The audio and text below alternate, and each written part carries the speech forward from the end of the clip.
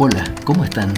Estamos en el podcast Estamos inflados, en donde vamos a hablar de la inflación, un problema que acosa al mundo desde hace muchos años, para el cual algunos países han encontrado solución y otros no. Vamos a hablar sobre cómo se genera, cómo se combate y cuáles son las recetas que pueden ser exitosas y las que no. Mi nombre es Alejandro Trapé, vivo en Mendoza, en la República Argentina, y espero estar con ustedes entonces durante los 6 episodios que están previstos para esta entrega.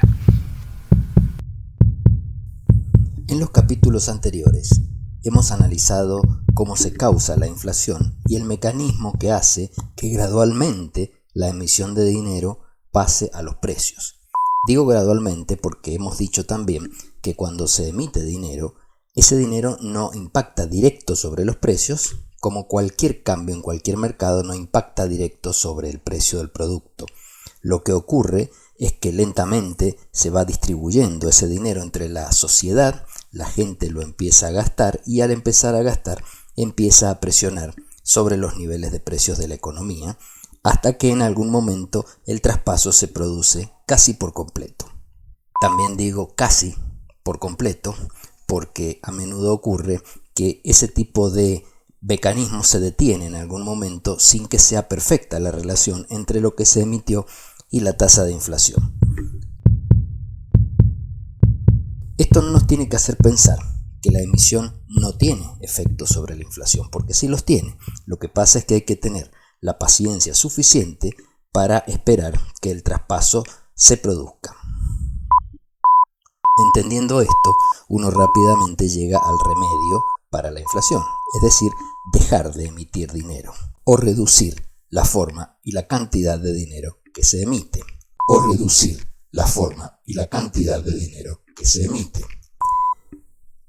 Esto haría que la inflación empiece gradualmente a ceder, porque también hemos dicho que ese freno que aplicamos a la emisión de dinero va a tardar en reflejarse en una estabilización de los precios, pero a la larga lo va a hacer. También aquí hay que tener paciencia, porque ese es el remedio correcto. Sin embargo, a menudo vemos que los gobiernos ensayan otro tipo de remedios para frenar la inflación. Y tenemos entonces una batería de instrumentos que se usan generalmente inútilmente para frenar la inflación, porque lo que pasa es que no han identificado claramente ni la causa ni el mecanismo. Entonces actúan sobre otra cosa, con lo cual no tienen los resultados esperados. El primer instrumento que se usa en estos casos y que no resulta son los controles de precios. Algo hemos dicho en los episodios anteriores. Lo que sucede es que si yo tengo un sistema económico con una determinada cantidad de dinero circulando, controlar algunos precios hace que naturalmente el gasto de las personas que gastan menos en ese producto de precio controlado se dirija a otros precios, a otros mercados, o bien se dirija al ahorro, y en el ahorro los bancos los prestan a otras personas que van a gastar, o bien se dirija al gobierno como pago de impuestos, y el gobierno lo va a gastar. O sea que el dinero no desaparece, no se puede barrer bajo la alfombra. Y si no desaparece el dinero, la capacidad y el deseo de gastar no desaparecen y solamente la inflación ocurrirá en otros productos diferentes a los que se controlan. A favor de este instrumento podemos pensar que los productos que se controlen sean aquellos más básicos, más elementales para la supervivencia, como puede ser el pan, o puede ser la leche, o puede ser el transporte. En esos casos sí, esos precios dejarán de subir y otros sí subirán más, pero la inflación no se habrá detenido. La inflación entendida como aumento generalizado del sistema de precios o del promedio de los precios de toda la economía. El segundo instrumento tiene que ver con una concepción de quiénes son los sospechosos de generar la inflación. Muchas veces los gobiernos se sacan de encima la responsabilidad de haber generado la inflación y se la pasan a los empresarios, en particular cuando estos empresarios se manejan en mercados que tienen pocos oferentes, es decir, que son oligopólicos o incluso monopólicos. En el razonamiento de este instrumento está que estos empresarios, al tener poder de mercado, son los que suben los precios, son los que generan la inflación. Sin embargo, este argumento es muy débil por dos motivos. El primer motivo es que estos empresarios tienen capacidad monopólica para fijar un precio un poco más alto que si tuvieran competencia en ese mercado. Eso es cierto, pero no tienen capacidad para generar un proceso inflacionario. Porque a medida que vayan subiendo el precio, irán perdiendo ventas y en algún momento el precio sería prohibitivo si es que los demás precios no suben. Por lo tanto, la capacidad que tienen se reduce solamente a capacidad de generar un precio un poco más alto o tener un poder de negociación, lo cual ocurre en economías que no tienen inflación también. Es decir, no estamos necesitando estar en una economía inflacionaria para que estos empresarios o grupos empresarios tengan ese poder monopólico. El segundo elemento que rebate este argumento de concentración lo vemos cuando miramos alrededor en los países latinoamericanos. El caso de Argentina es el caso de mayor inflación después de Venezuela en Latinoamérica en este momento, y el gobierno argentino en muchos casos lo atribuye a esta concentración empresaria. Sin embargo, cuando miramos algunos datos nos damos cuenta de que esto no es así, porque si miramos el grado de concentración en las cadenas de supermercados, o sea en el retail, analizando qué porcentaje representan los tres principales cadenas dentro de la oferta total, nos damos cuenta que, por ejemplo, Chile o Perú tienen una concentración empresaria muy alta. Esas tres empresas totalizan el 90% de mercado. México tiene una concentración en retail de 80%. En general, el promedio de Centroamérica es 66%. Mientras que Argentina es una economía que en este aspecto está más desconcentrada. O sea, el índice para Argentina es solo 32%. Las tres principales cadenas tienen el 32% del retail en Argentina. ¿Esto qué nos diría? Que Chile o Perú, con mayor concentración, deberían tener más inflación.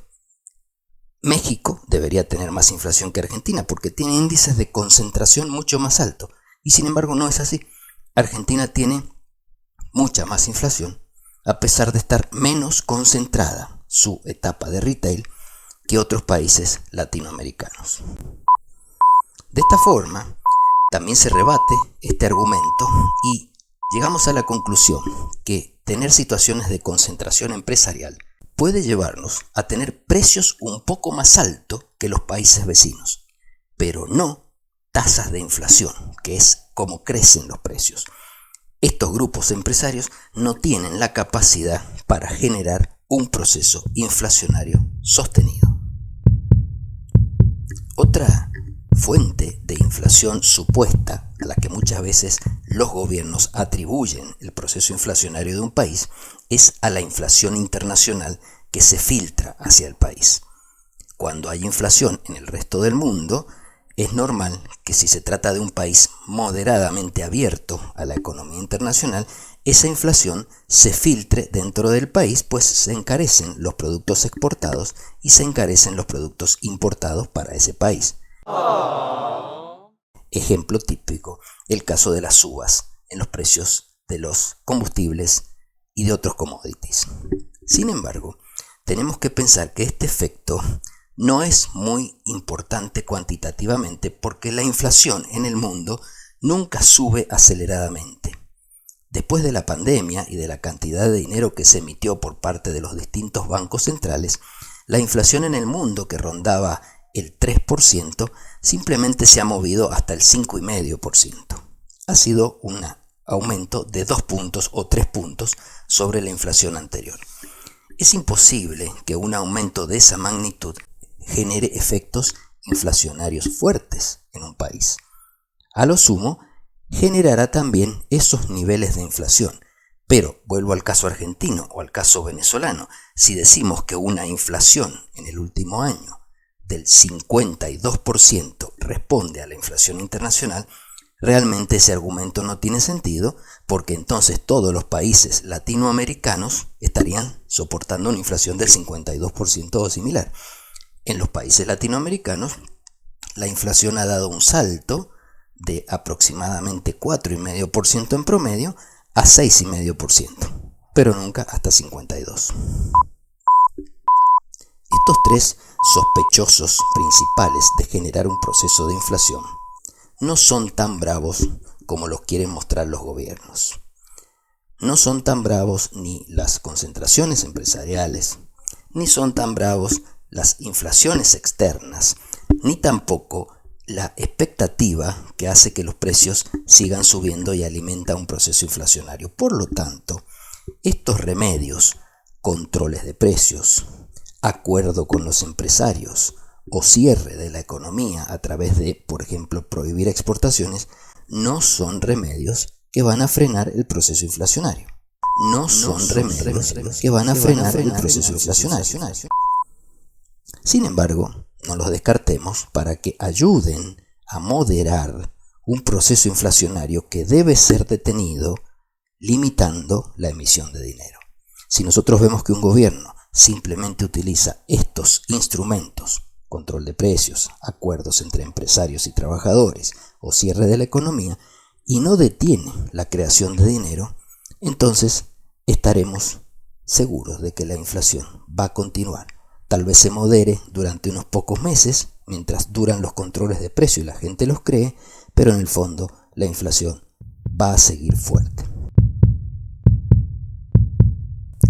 Entonces, a partir de todo lo que hemos conversado en estos episodios, viene el momento de hacernos la pregunta final.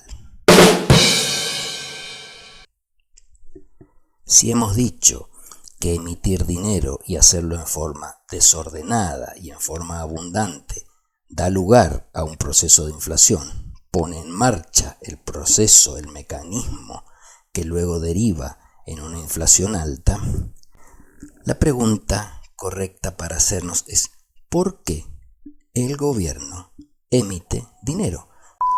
La pregunta correcta para hacernos es: ¿por qué el gobierno emite dinero? Un gobierno cualquiera, entendiendo este mecanismo, no estaría dispuesto a emitir dinero porque sabe que tarde o temprano va a tener un problema inflacionario que después le va a ser difícil remediar y que le va a traer una serie de dolores de cabeza que ya hemos comentado en los episodios anteriores. Probablemente ese gobierno que tiene un proceso inflacionario alto no termine su mandato o lo termine y sea cambiado por otro de signo contrario, porque es normal que a la gente le moleste la inflación, porque la inflación le llega directamente, toca su bolsillo directamente todos los días, todas las semanas, cuando tiene que hacer sus compras. La emisión de dinero normalmente responde a que existe un déficit fiscal que hay que financiar o que existe un sistema financiero que está devastado por alguna condición o por alguna situación y hay que auxiliar a los bancos.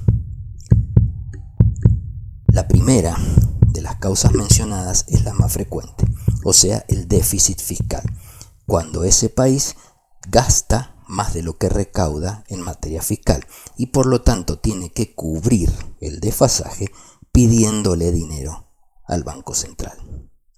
El Banco Central entonces debe emitir dinero nuevo para entregarle al gobierno y que pueda tapar ese agujero que se le ha generado entre gastos e impuestos.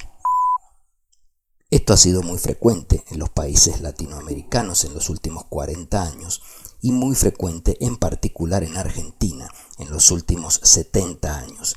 Situaciones deficitarias fiscales han llevado a emisiones de dinero importantes y eso ha desembocado en procesos de inflación difíciles de parar. Si tratamos de hacer entonces la cadena causal, en realidad la emisión de dinero no termina siendo un capricho del funcionario, sino que termina siendo una consecuencia del déficit fiscal y de la falta de independencia del Banco Central para decirle que no al funcionario que le pide que emita dinero para sufragar sus gastos.